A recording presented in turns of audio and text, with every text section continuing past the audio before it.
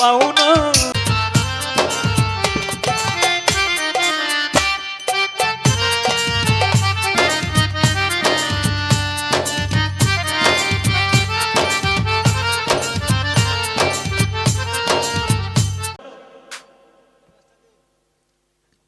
বিভিন্ন দলিলে পাওয়া যায়, যেমন আহলে বায়াতের কথা তো উল্লেখ আছে। আমার রাসূল সাল্লাল্লাহু আলাইহি সাল্লাম একদিন বিদায় হজের ভাষণে যখন কথা বলতেছে লক্ষ মানুষের সামনে যখন কথা বলতেছে, তখন কয়েকজনে প্রশ্ন করেছিল যে ইয়া রাসূলুল্লাহ, আপনাকে তো আমরা এখন দেখতেছি, আপনার কথা শুনতেছি, কিন্তু আপনি যখন থাকবেন না তখন আমরা আপনাকে কিভাবে দেখব, কিভাবে চিনব? তখন আমার রাসূল বলছিল যে তোমাদের জন্য রেখে গেলাম, একটা হইল পবিত্র কোরআন সুন্নাহ, আর একটা হইল আহলে বায়াত, আহলে বায়াত, আহলে বায়াত। আজকে থেকে আমি যার মাওলা, আলীও তার মাওলা। আমি যদি হই জ্ঞানের শহর, হযরত আলী করিমুল্লাহ হচ্ছে সেই জ্ঞানের দরজা। তাই এই পাক পাঞ্জাতন যে শব্দটা, এইটাকেই বলা হয় পরিবার, মানে আহলে বায়াত। এই আহলে বায়াতের অন্তর্ভুক্ত যারা, তারাই ওলি বিশ্বাসী, আউলিয়া বিশ্বাসী, পীর বিশ্বাসী, ফকির বিশ্বাসী, মজনু বিশ্বাসী। আর যারা এই আহলে বায়াতের অন্তর্ভুক্ত যারা, যে দলটা, এই দলটাই কিন্তু ওলিয়া উলিয়ার মাজার ভাঙ্গে। এই দলটাই ওলিয়া উলিয়ার মাজার ভাঙ্গে। হন এই দলটা কি, এই দলটার নাম কি, এইটা কোন যাইতো না, এটা কইলে বাড়ির যাওয়াটা অসম্ভব হয়ে যাইব, উপায় নাই।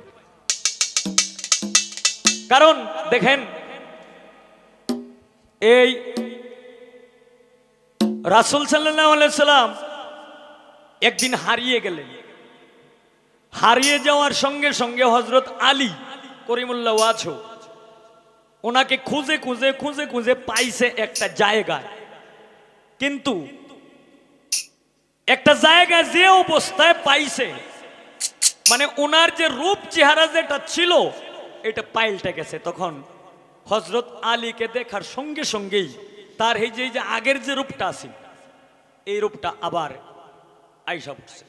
তখন আমার রাসূল বলতেছে, হ্যাঁ আলী, তুমি কেন আসছো এখানে? কয় আমি আসছি একটা কারণে, আমি আপনাকে খুঁজতে খুঁজতে আইছি। কিন্তু কেন আইছি?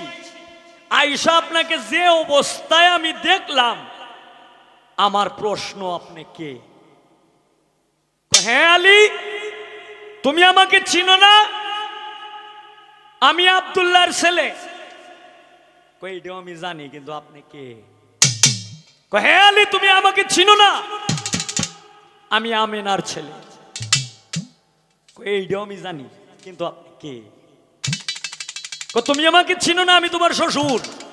হ্যাঁ, এইটাও আমি জানি, কিন্তু আমার প্রশ্ন, আপনি কে? আমি হাসান হুসাইনের নানা।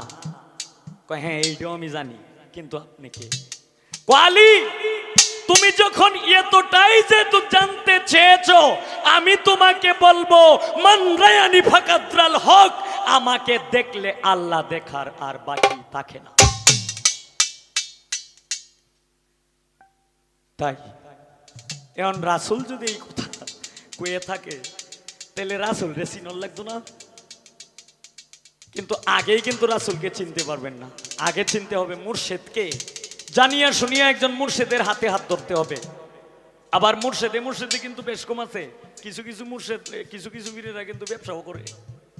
আবার এইটাও কয়ে দিই, খুব চাই না বুঝছে। কারণ জালালউদ্দিনের একটি, মানে আমি যদি একটা কথা বলতেছি খারাপ লাগে ভাই সকল, কারণ জালালউদ্দিনের একটি গানে আছে, ভবে মানুষ রতন করো তারে যতন, যারে তোমার মনে চায় ভবে মানুষ রতন, ভক্তি বিশ্বাস প্রেম একাধারে তিন, যার ভিতরে থাকবে রে মন, থাকবে চিরদিন, সে তো চন্ডাল কিংবা হোক না মুমিন, পরে থাক তার চরণ আশায়। আপনি শক্তি গুনবেন, চোখটি বন্ধ করে রাখবেন যে ইয়া রাব্বুল আলামিন, ইয়া রাব্বুল আলামিন, আমি সঠিক একটা রাস্তায় যাইতাম, আমি একজন উসিল্লা ধরতাম। আপনার অসুখ যদি হয়, অসুখ হইলে যদি আপনি ঘরের মধ্যে যদি বইয়ে থাকেন, আপনার কি অসুখ ভালো হবে? অসুখ হইলে একজন উসিল্লা ধরতে হবে, মানে ডাক্তারের কাছে যাইতে।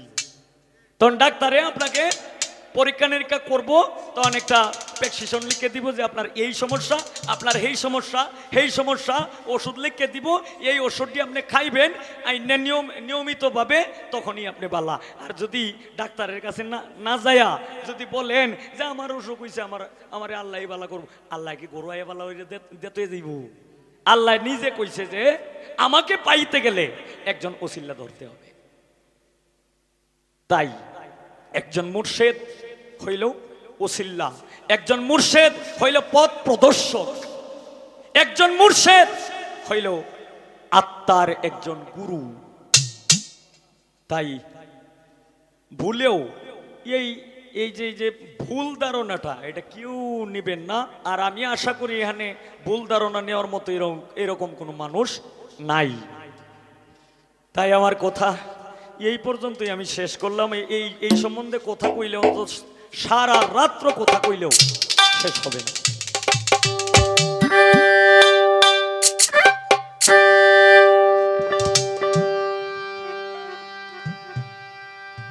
তো দুলাল ভাইয়ের একটা গানের অর্ডার ছিল, এখন এই গানটা করব। এরপরে এই আরো কয়েকজন ভাইয়ের একটা গানের অর্ডার ছিল, এইটাও করব।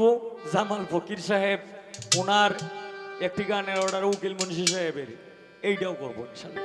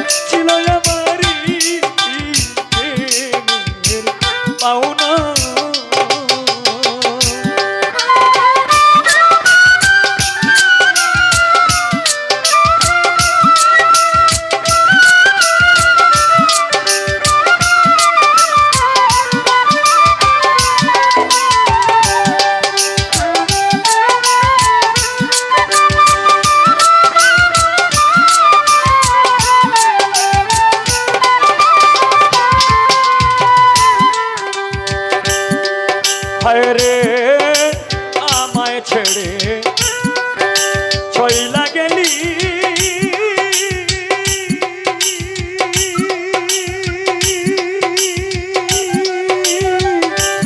ও প্রাণে বন্ধুরে তুমি পাইয়া ভুলবি ছানা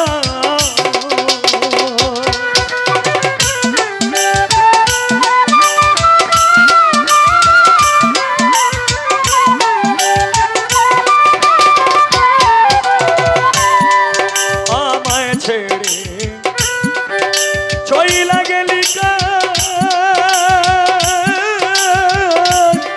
পাইয়া ভুলবি ছানা আমারে কান্দাইয়া মারিলি রে জামাল ফকির আমি কি মানুষ না রে বন্ধু পাওনারে ছিল আমারি পাওনা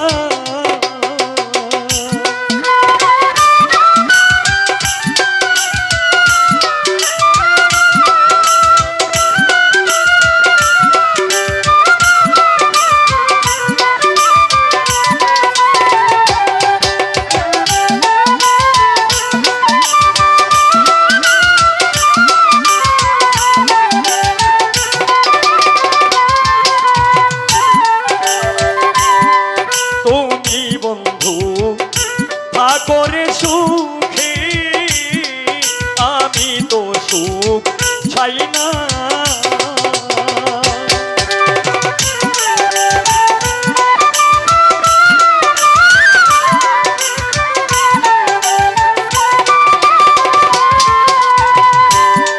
তুমি বন্ধু করে সুখী আমি আর সুখ চাই না